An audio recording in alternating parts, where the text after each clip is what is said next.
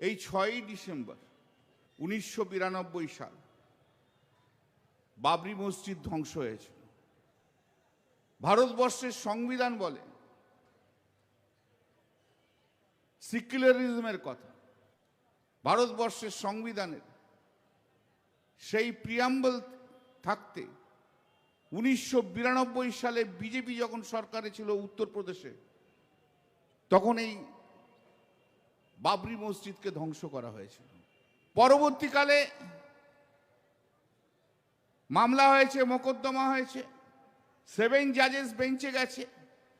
জমি কার ছিল, রাম মন্দির হবে না বাবরি মসজিদ হবে, সেই মামলা 7 জন জজ শুনল। জাজমেন্ট ডেলিভারি কে করলেন?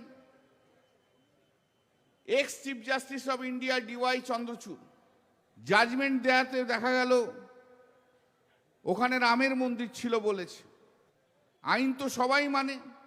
সেদিনকে সারা ভারতবর্ষের মুসলিম ভাইয়েরাও পর্যন্ত মেনে নিয়েছিলেন আইন।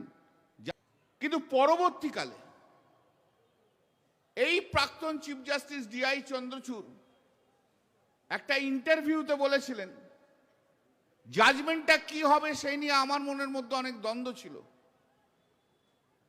আমি রাত্রিবেলায় ঘুমানোর সময় বললাম, ভগবান যা বলবে আমি তাই জাজমেন্ট দেব। আর ভগবান নাকি ওনাকে বলেছিলেন যে ওখানে রাম মন্দির আছে, অতএব তুমি জাজমেন্ট রাম মন্দির লেখো। গগৈ, ইয়েস, গগৈ, রঞ্জন গগৈ, আমি ভুল বলছি, DY চন্দ্রচূড়, রঞ্জন গগৈ।